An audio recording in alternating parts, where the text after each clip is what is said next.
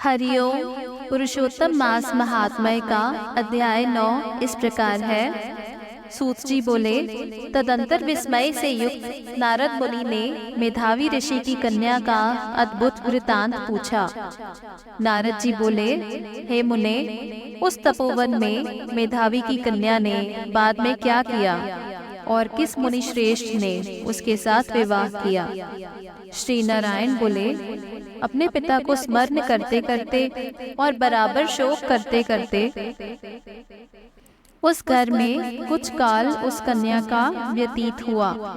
से भागती हिरनी की तरह घबराई हुई, सोने घर में रहने वाली दुख रूप अग्नि से उठी हुई भाप द्वारा बहते हुए अक्षरु नेत्र वाली, जलते हुए हृत कमल वाली, दुख से प्रतीक्षण गर्म श्वास लेने वाली, अति दीना घिरी हुई सर्पिनी की तरह अपने घर में संरुद्ध अपने दुखों को सोचती और दुख से मुक्त होने के उपाय को ना देखती हुई, उस कृशोदरी को उसके शुभ भविष्य की प्रेरणा से सांत्वना देने के लिए उस वन में अपनी इच्छा से ही पर क्रोधी, जिनको देखने से ही इंद्र भयभीत होते हैं, ऐसे जटा से व्याप्त साक्षात शंकर के समान भगवान दुर्वासा ऋषि आए।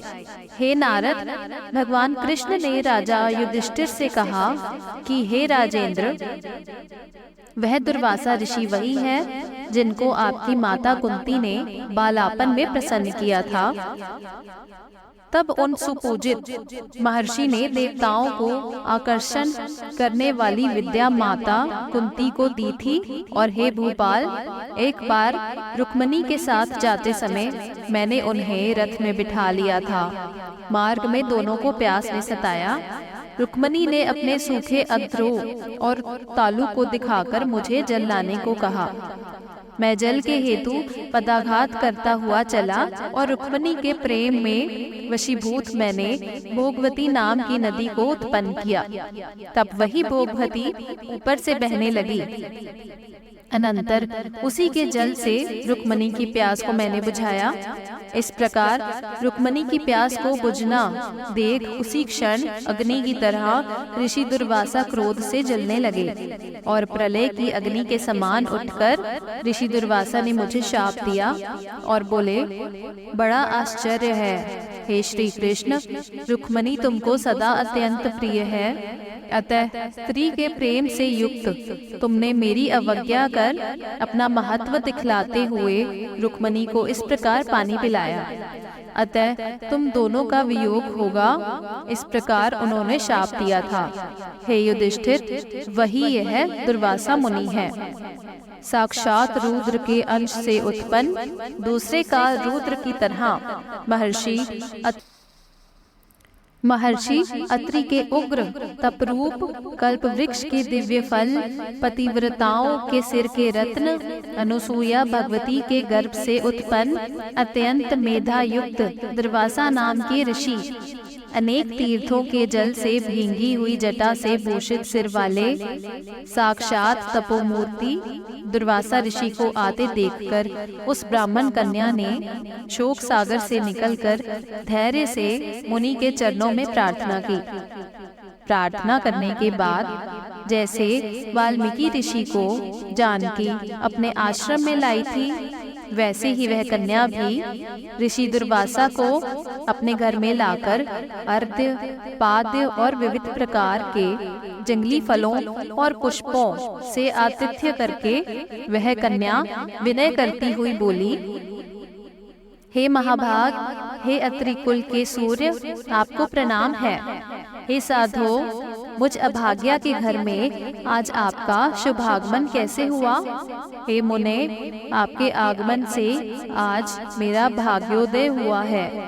अथवा मेरे पिता के पुण्य के प्रवाह से प्रेरित आप मुझे सांत्वना देने के लिए ही मुनि सत्तम आए हैं। आप जैसे महात्माओं के पांव की धूल जो है वह तीर्थ रूप है। उस धूल का स्पर्श करने वाली मैं अपना जन्म आज सफल कर सकी हूँ।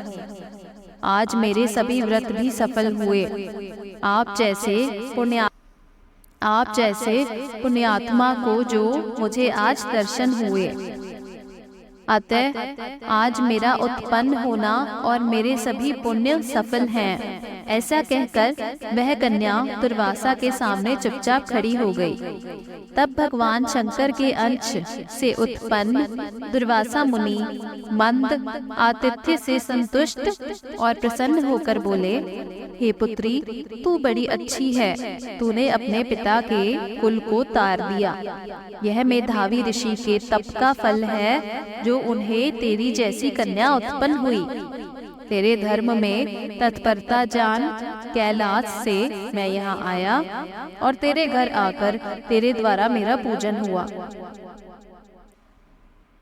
हे वरारोहे, मैं शीघ्र ही बद्रिका आश्रम में मुनीश्वर सनातन नारायण देव के दर्शन के लिए जाऊंगा, जो प्राणियों के हित के लिए अत्यंत उग्र तप कर रहे हैं।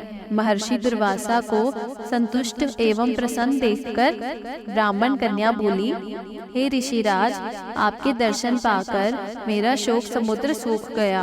अब इसके बाद मेरा भविष्य उज्जवल है, क्योंकि आपने मुझे सांत्वना दी। हे मुने, मेरी बड़ी भारी ज्वाला युक्त दुख रूप अग्नि को क्या आप जानते नहीं हैं? हे दया सिंधु, हे शंकर, उस दुखाग्नि को शांत कीजिए। मेरे विचार से हर्ष का कोई भी कारण मुझे दिखलाई नहीं देता। ना मेरी माता है, ना पिता, ना ही भाई है जो मुझे धैर्य प्रदान करते। अतः दुख समुद्र से पीड़ित मैं कैसे जीवित रह सकती हूँ? जिस जिस दिशा में मैं देखती हूँ वह दिशा मुझे शून्य ही प्रतीत होती है। इसलिए हे तपोनिधे, मेरे दुख का निस्तार आप शीघ्र कीजिए। मेरे साथ विवाह करने के लिए कोई भी तैयार नहीं होता। इस समय मेरा विवाह न हुआ तो मैं शूद्रा हो जाऊंगी। इस भय से न मुझे निद्रा आती है और न भोजन में मेरी रुचि होती है। हे ब्राह्मण, अब तो मुझे मृत्यु के अतिरिक्त और कोई मार्ग नहीं सूझता। ऐसा कहकर आंसू बहाती हुई वह कन्या ऋषि दुर्वासा के सामने चुप हो गई। तब ऋषि दुर्वासा कन्या का दुख दूर करने का उपाय सोचने लगे। श्री नारायण बोले, इस प्रकार मुनि कन्या के वचन सुनकर और इसका अभिप्राय समझकर बड़े क्रोधी मुनिराज दुर्वासा ने उस कन्या का कुछ हित विचार पूर्ण कृपा से उसे देखकर सारभूत उपाय बतलाया। उन्होंने क्या उपाय बतलाया, भक्तजनों, ये हम आपको अगले अध्याय में बताएंगे। जुड़े रहें हमारे साथ अगला अध्याय सुनने के लिए। हरि ओम।